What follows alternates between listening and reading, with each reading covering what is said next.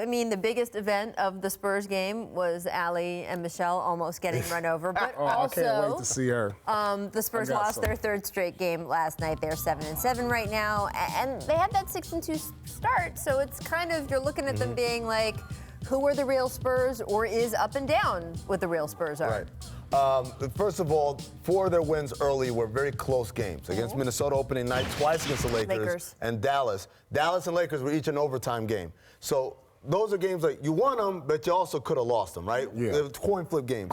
But then the other thing, we look at their offense, right? We look at what's happened is their offense has fallen off a cliff. It was great in the beginning of the year, and now it's kind of tailed off lately. And a lot of it has to do with they weren't taking great shots. Again, thanks to our friends at Second Spectrum, we know shot quality. They take among the worst in the league, or actually the absolute worst in the league, quality of shot. A lot of that's because they took a lot of mid-range shots with DeRozan and Aldridge. In the hot start, they were shooting above what was expected. And now they've come back down to earth and shooting closer. But I feel like DeRozan is fitting in there. Yeah, he's fitting in. He's getting his numbers. It's just the aura around the Spurs isn't the same. I mean, I know Pop is there, but, you know, the core is completely gone now. No, they're gone. I mean, it's a different No team. Parker, no Ginobili, no Kawhi.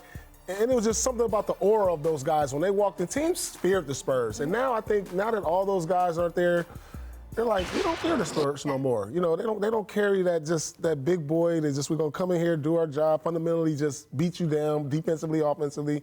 It doesn't have that feel anymore, and teams are taking advantage of it.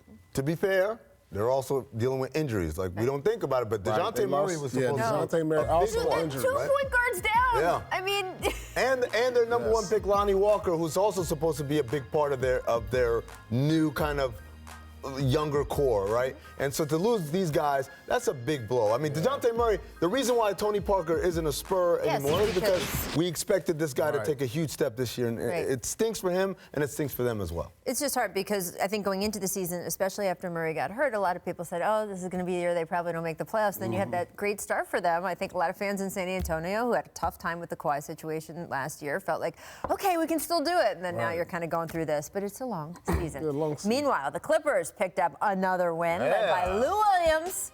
Sweet Lou carrying the scoring load in the clutch. Their last 3 wins have come, listen to this, guys, against the Bucks, against the Warriors, and yes, against the Spurs. Paul, former LA Clipper, are the Clippers getting enough respect? They're not getting respect, you know, from the media, but teams around the league know that this is a really good team. I mean, they have a lot of good players. They're well coached. You know, Doc did a great job last year. He almost pushed them in the playoffs last year, if you remember. Absolutely. So, you know, if Daniel Gallinari, if Gallinari can stay healthy, Gallinari can stay healthy. Just call him Dino. I'm always messing up guys. Gallo. Yeah, if he can stay healthy and this team can stay healthy, they'll be a playoff team. I mean, they have a lot of good pieces. They got scoring, they got guys who they can go to in the clutch, and they play hard. And Shai Gilgeous-Alexander, everybody's fallen in love with him. And also, Tobias Harris is doing great. Boban's doing his thing. In the break, he pointed out, and Avery Bradley still hasn't even played yet. That's a big piece. Big piece. But, yeah, you know, I know Marcellus Wiley right now is probably wiping tears of joy and telling you, I told y'all, Clip City, Chip City. Right. But here's the deal. What happened is GM Doc was so bad, he made everybody forget how good Coach Doc was. Well, and right now, Doc I think he's at his best when he's got a team of overachieving blue-collar type players. The man is right here. Paul Pierce is sitting right here. Look. He needed to clean house, though. You know, Doc, he needs guys that just gonna listen, play hard, drop their egos. You know, even though he had me, Kevin, and Ray, you know, we play egoless basketball. Yeah. You know, but you were not a scrappy young team of underachievers, and you seem to accomplish quite a bit. But I'm saying his best coaching comes out when he's got to coach them up. I couldn't agree. And by the way, when I shouting out names, I got to say Montrezl Harrell too, because he's fantastic. I mean, he's the heart and soul of that team. Absolutely. I'm talking about all the dirty To your work. point, I think this is fascinating. We have seen this like coach, president, coach, GM combo a few times in the league. It has very rarely worked. And usually what happens is, like Stan Van Gundy, the guy just gets fired.